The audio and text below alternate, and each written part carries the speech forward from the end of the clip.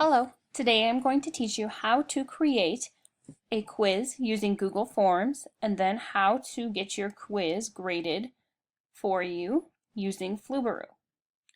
This will be a two-part tutorial, and the first part of this tutorial will be simply how to create a quiz using Google Forms.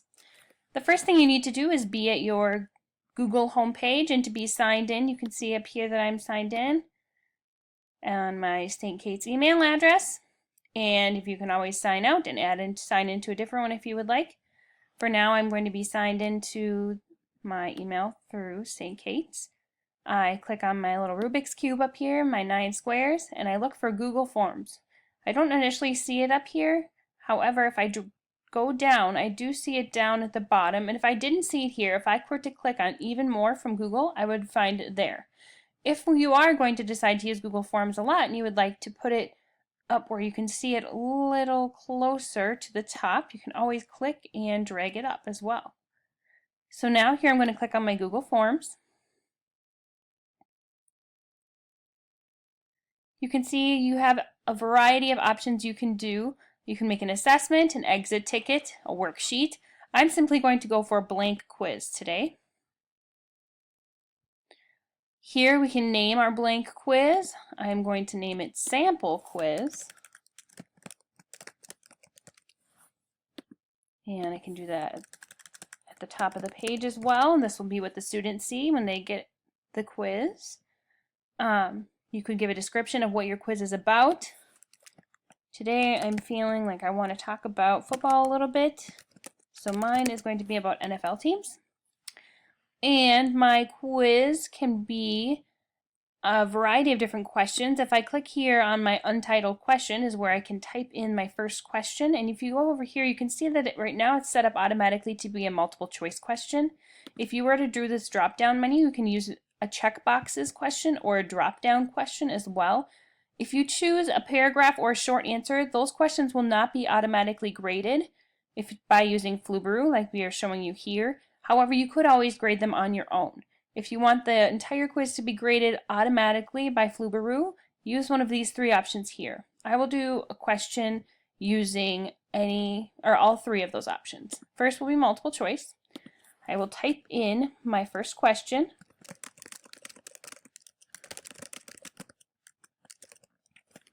And here we have options. Option 1, I can type in one of my answers. And I can either go add option to add another option. And I can add another option, or if I always, this add other button here, this blue highlighted piece, that would just simply give you the option of the answer being other, meaning none of the above that you have typed in. I'm going to add one more option here. And I'm not going to do the other option, so I'm just going to leave it at these three options right here.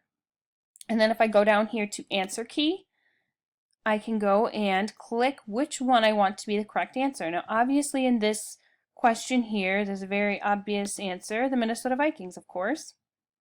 If I want to go back and edit the question, I can do that. Otherwise, if I go over to my bar here, this is where I can add another question, add a title and description, which we already did at the top. You can add images to your questions as well, add videos, and add another section to your quiz here if you want to split it up into multiple sections.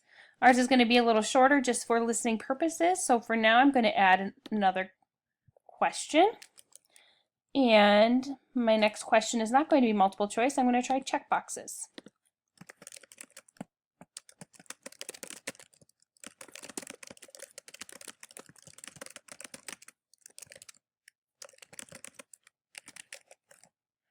Okay, I answered my question, and now here again I have my options.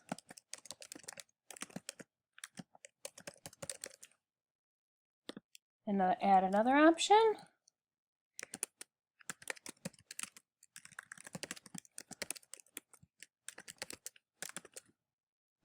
Add another option. And this time I'll even add the other as one of the options. Now here again, I can go to answer key and click the correct answer. So I'm going to obviously click the Minnesota Vikings. They definitely have a chance. And I guess the Seattle Seahawks too. And those will be the correct answers. So, and here I will click, it is worth 2 points. 1 point for each of those options. And then I'm going to add one more question. Up here, add question. And this time I'm going to go ahead and add an image.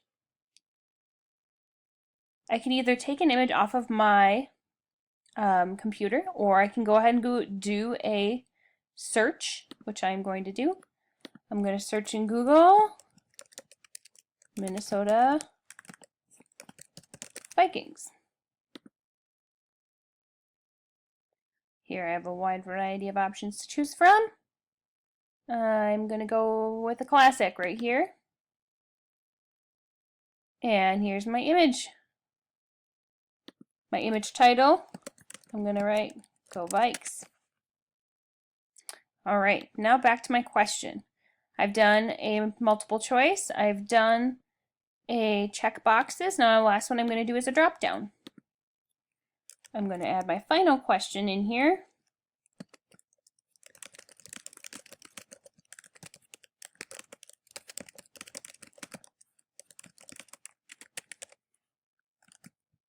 And add some options.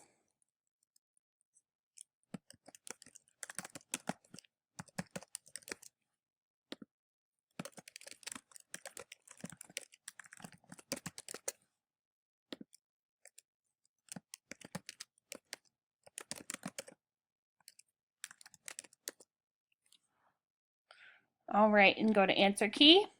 The option is definitely going to be the Green Bay Packers, worth 1 point.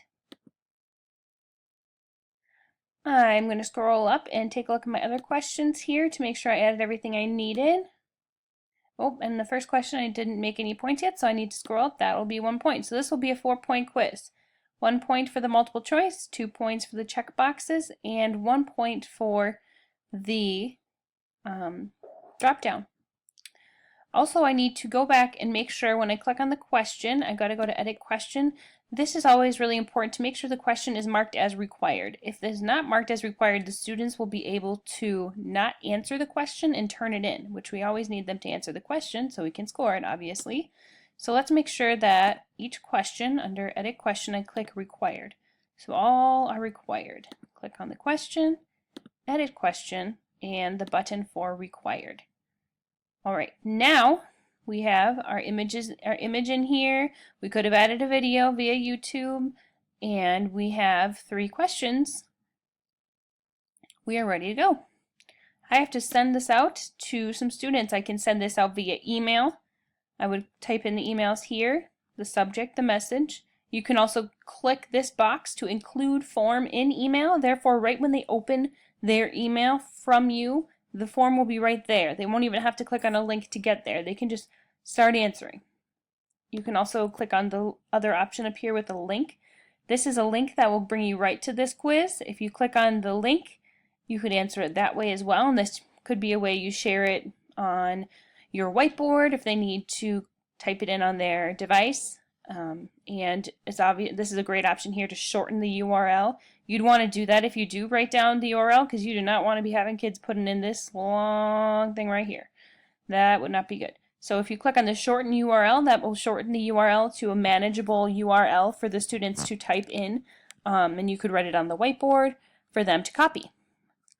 So I'm going to instead, and the final option, sorry about that, is the coding option. This could be a form that you include on a website, like a Weebly website that you have created, or maybe on your school's website, and then you would need a code here, and it'll show, the form will show up just like it did on my screen earlier on the actual web page. I'm going to go back to email, and I'm going to email it to myself. I have 2 other emails that I can use, and I'm doing this because you need to have responses to your quiz in order to have the answer key ready to go via Flubaroo for it to grade it for you. So you need to have answers in order to do that. You need to have answers from more than 1 person. So here's my other 2 emails that I have, and I'm going to send it to these 2 emails and respond to this quiz. And then in my next video, you will see that using these responses, I will pick one response to be the correct set of responses, and that is the set of responses that I will use to have Flubaroo grade this for me. So I'm going to actually add one more, and that'll be my St. Kate's email as well. Now this email these 3 people, all me, will send in answers to this quiz, and that'll be in the next video how it will get graded. Thank you for listening. Stay tuned. Sending it out.